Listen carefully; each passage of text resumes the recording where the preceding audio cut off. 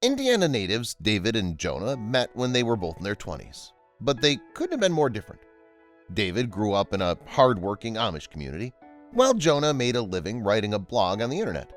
Regardless, they loved each other and decided to get married. But when David started coming home late, Jonah suspected the worst. Determined to find out why he worked such long hours, Jonah began to think. What she didn't expect was to figure out the why and feel beyond guilty for being angry. David and Jonah were in their 20s when they met back in the year 2012.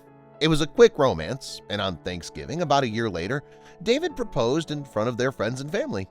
At the time, Jonah was pregnant with their little girl. The proposal was perfect. They were going to start a family together. So after their daughter arrived and they said their vows, the two couldn't have been happier.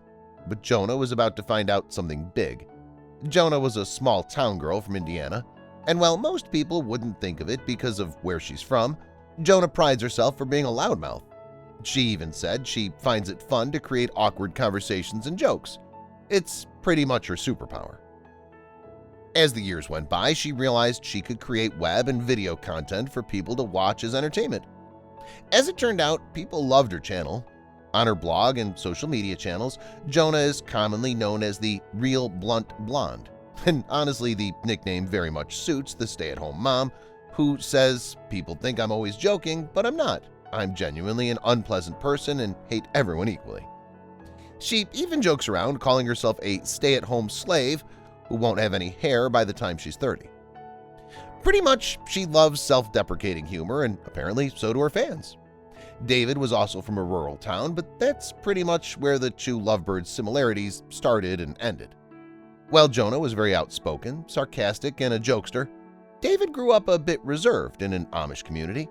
He had all the groomsmen wear bow ties to the wedding, something Jonah wasn't exactly thrilled about at the time. She even admitted to exploding when she learned that Amish men don't wear neckties. As you can imagine, the two grew up very differently. So how are they going to make it work? Growing up in a Swiss-German Amish community, David was unused to modern technology, learning how to do things the old-fashioned way.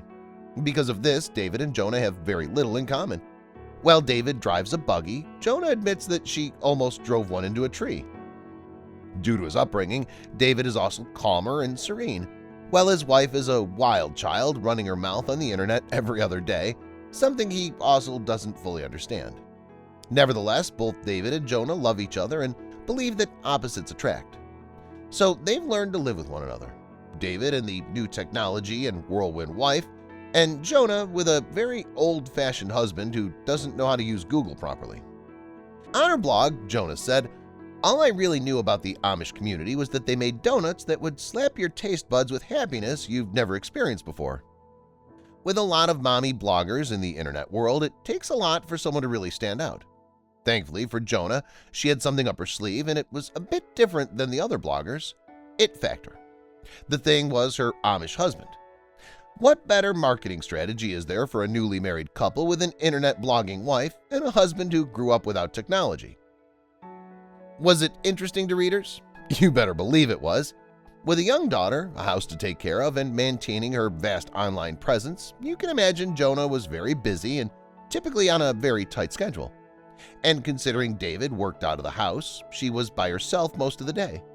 But she had to admit that even with all of the daily responsibilities she had, Jonah loved her blog and spending as much time with her daughter as possible.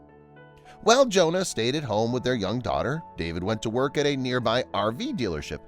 There, he worked long hours, often staying late into the night.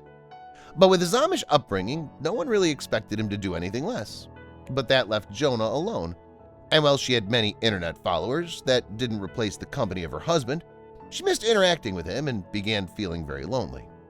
The long hours and loneliness were stressing Jonah out, and it made her mind run wild.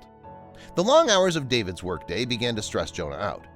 One day on her blog, she even wrote, "I'm wedded to an industrious man, and I would be dishonest if I alleged that it didn't stress me." The stay-at-home mom admitted to being angry with her husband because of all the time he put into his job. It was even taking a toll on his appearance, giving him cracked hands and crow's feet, all before the age of 30. Something Jonah wasn't happy about. Although it was a bit petty of Jonah didn't appreciate David's hard work that left him with rough hands and facial lines, She was aware she's putting him in a no-win situation.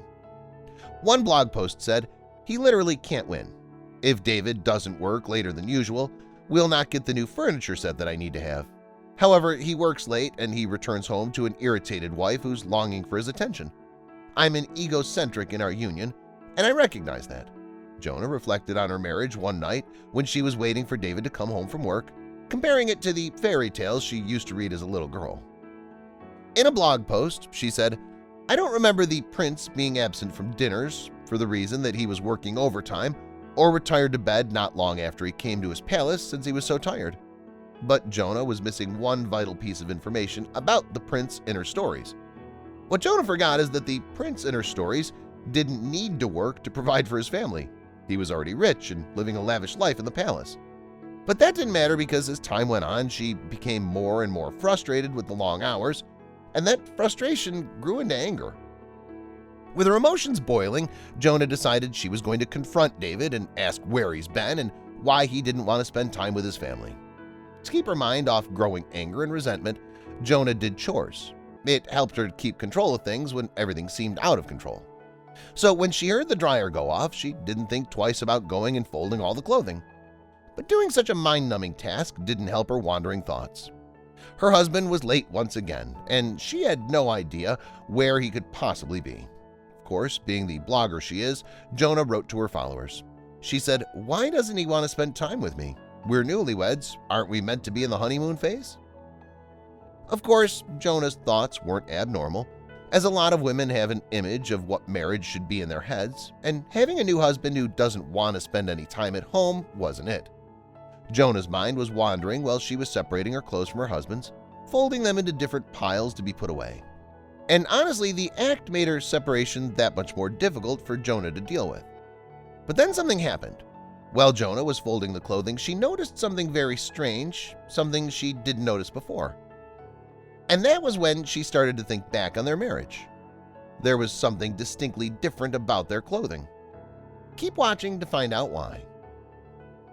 While folding their laundry, Jonah noticed something very strange. She wrote on her blog, "Why do my garments look lively, sparkling, and new? His were filthy, stained, and worn out."